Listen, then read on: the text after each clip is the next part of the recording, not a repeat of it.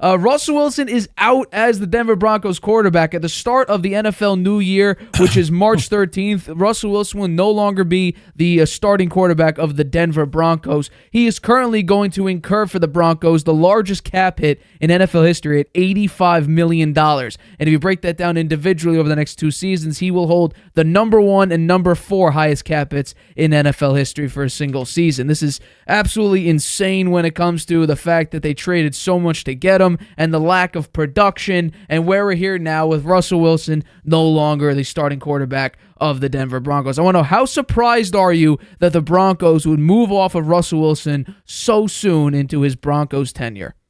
I'm not that surprised given what happened at the end of the season this past year when he was benched for the last 2 games of the season. It was just like Derek Carr. It's the same, almost a complete replay of what happened to him. He had that $37 million injury guarantee that would kick in if he got hurt in the next year. And Russell Wilson had the same thing. I'm surprised that teams, negotiate. They allow that to be in a contract because the risk was if he got hurt in the last 2 games, he'd pick up that guarantee, and that would really hurt them. So, Sean Payton, they never clicked. I don't think there was any chemistry between the two of them. Sean Payton constantly criticizing Russell Wilson in public, yelling at him on the sidelines. I don't think he ever bought into Russell Wilson. I think he was very negative to him right from the beginning, seeing that Russell had, his own office and had a lot of perks that really weren't very team-oriented. I think that rubbed Sean Payton the wrong way. I think that, a $245 million contract, the Broncos are going to eat $39 million this year, avoid $37 million guarantee that they would have had to pay him at the first and middle of this month. And they gave up, Seattle was the big winner in this one. They got 2022, they got a first, second, and a 5th round pick. 2023, a first, second, and Noah Fant, who's a good tight end, Shelby Harris, and Drew Lock as a backup quarterback. So Seattle's a big winner in this deal. I would definitely say so. And when it comes to the future of Russell Wilson, I've said this before and I'll say it again. Russell Wilson's not a Hall of Famer.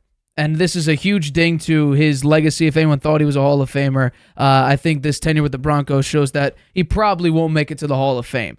I looked at the numbers in his Seattle years. There was 1 year where he was above average in pass attempts. Most of the time, he was bottom 3, if not dead last, when he was with Seattle. It was mainly a run game with a really, really good defense. He got carried by the Legion of Boom, carried by Marshawn Lynch, and when it was let Russ cook, it imploded. And by the way, there wasn't even much cooking going on when it was really all up to Russ, strictly because, once again, the amount of pass attempts he had was not equivalent to maybe a team depending on throwing the football. In my opinion, Russ was never a Hall of Famer even in Seattle. I know he's a 9-time Pro Bowler and he won a Super Bowl, but if you take a look at that, look at what kind of an era he was in Seattle. Marshawn Lynch, who he should have handed the ball off to on the 1-yard line against New England. Instead, it was all up to Russ, and he threw the game away literally when Marshawn Lynch, guarantee you, he would have ran that ball in and scored a touchdown, probably not giving the Patriots that 2014 Super Bowl.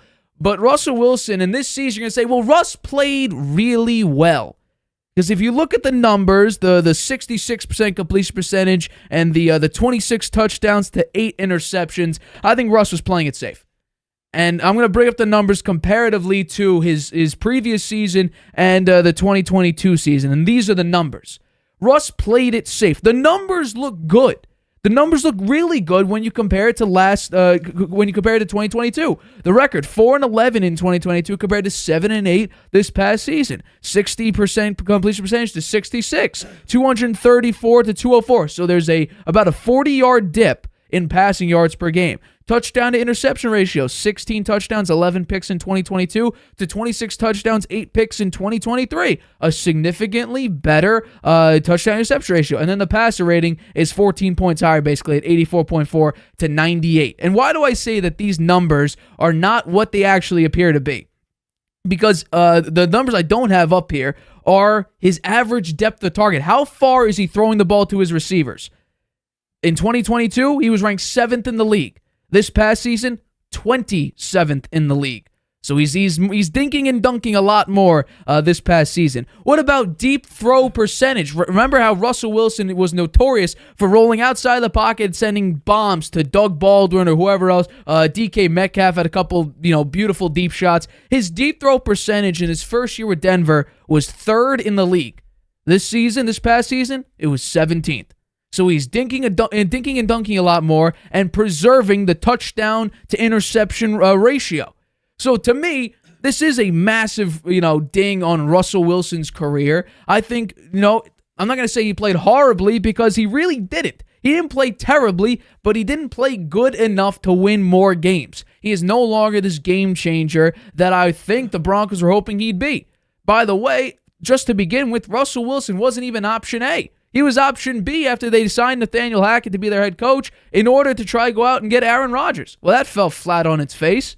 So they had to settle with Russell Wilson, and they gave up so much for it. And honestly, that's probably the worst trade in NFL history because it didn't amount to anything. All it amounted to was more embarrassment, Russell Wilson's career taking a massive ding, and that's where we're at now. And what I think the future holds for Russ, and it's not pretty in my opinion. Because right now, what we got for potential quarterback replacements are we still have Atlanta. We still have Pittsburgh. They're still trying to find open competition, supposedly. You also got the Raiders, who I don't think Aiden O'Connell is going to be their guy of the future. Who else you have? You have the Raiders, you have the Steelers, you have the Falcons, you have the Vikings, who are still trying to get Kirk Cousins. There's not many places that are going to be out getting a quarterback that are in a bad enough position to not draft the top one. That's the big one. Because you have the Steelers, who are just looking for competition for Kenny Pickett. They are 20th in the draft. You have the Vikings, who I believe are 12th. I believe they're somewhere around in near the top 10. You have the Raiders, who are 13th, so they could either get a J.J. McCarthy, who supposedly is going to try to climb Jaden Daniels in the draft. I don't understand that whatsoever. But yeah, there's not many options for Russell Wilson to go to. Right now, currently, the Steelers are the favorites.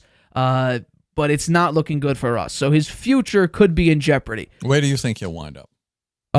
Truthfully, just because he's not making a lot of money, I think he'd be perfectly content with sitting on his couch for one season or for 2 seasons because the amount of money he's going to be, at least this season, I should say, because the amount of money he's making like $37 million for doing absolutely nothing. But, supposedly what's going to happen is he's going to take a minimum salary, a veteran minimum, which is $1.21 million. So if he could take that and go somewhere, I still think Atlanta's the good option if he wants to succeed. And like he said on I Am Athlete podcast, if he still wants to go out and win 2 Super Bowls in 5 years, Atlanta's his best shot to at least get back in the playoffs because they are in the worst division in football.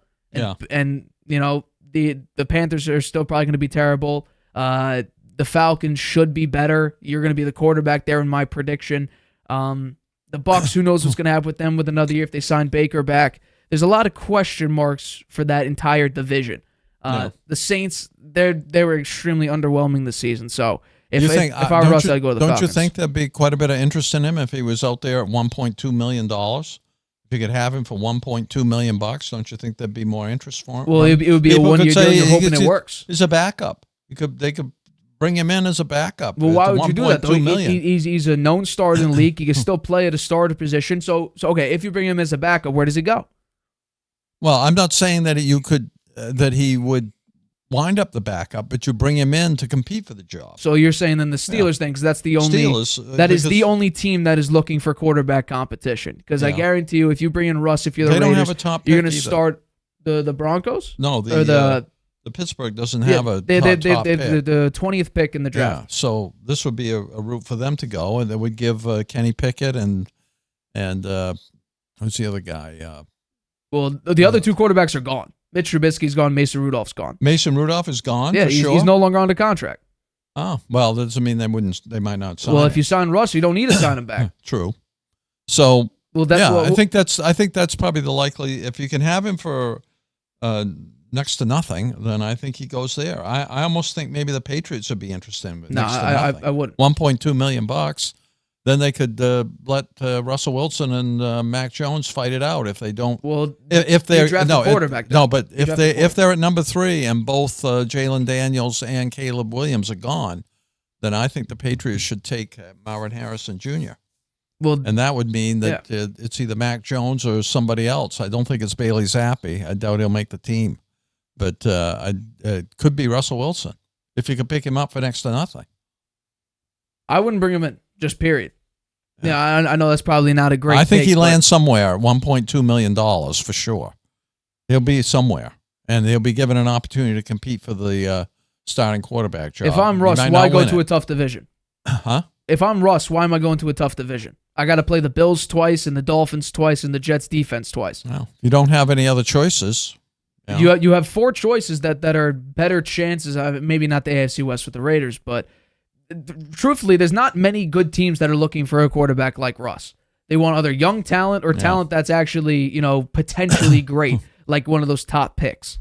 If I'm Russ, I'm going to the Falcons. If the Falcons are interested in me, which we're going to talk about later, I think the Falcons have more interest in somebody else. Right, but I think if you could gauge their interest to see if they're willing to take you at such a low price instead of spending money on, let's say, Justin Fields' $25 million fifth-year option, or if you're paying for someone like Kirk Cousins at $35 to $40 million a year. I haven't heard they're interested in Baker, but Baker's asking for top dollar too. He's not willing to take a hometown discount for the Bucs.